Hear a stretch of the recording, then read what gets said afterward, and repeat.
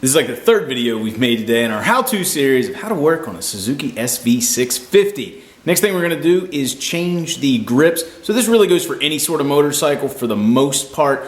Some of your cruisers are going to be a little bit different, but when it comes to sport bikes, standard bikes, it's going to be pretty much the same thing. So we're going to put a new set of grips on the SV650. Roll tape.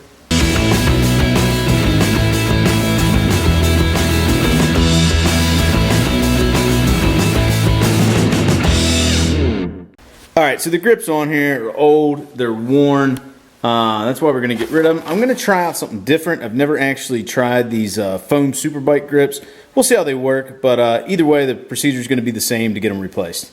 So first thing we need to do is get the old ones off. Okay, so there are a few different ways to remove it. I used to have one of these that had a hook on it. You can just use really any knife.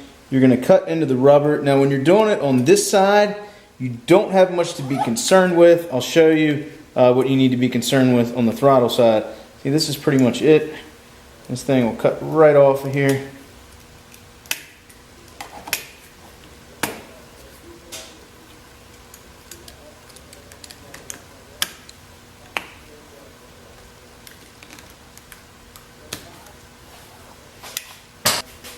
That's it. We have the left-hand side grip off. Now let's move to the right-hand side. All right, so something to be aware of on the throttle side. You do have a throttle tube under here, so you don't want to press too hard because lots of times these throttle tubes are made out of plastic and you don't really want to cut into the plastic.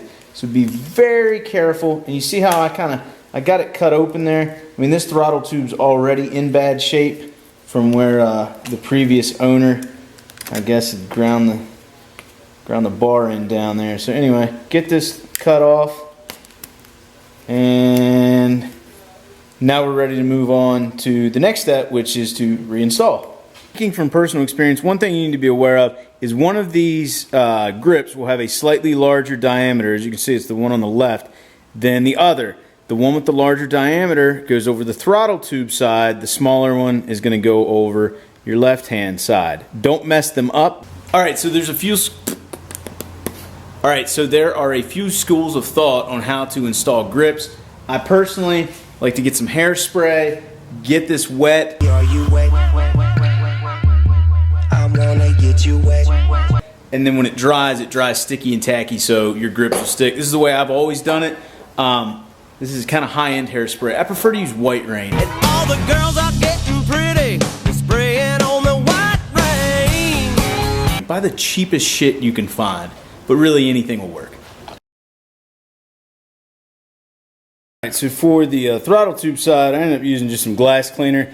It is not sticky, but because of the substance this is made of, and also that the throttle tube itself had some tread on it, for lack of a better word, this should be just fine. Now you will notice I did not get it up over that lip, but the way these things are made, it doesn't have a lip for it to jump up over, so it should be fine.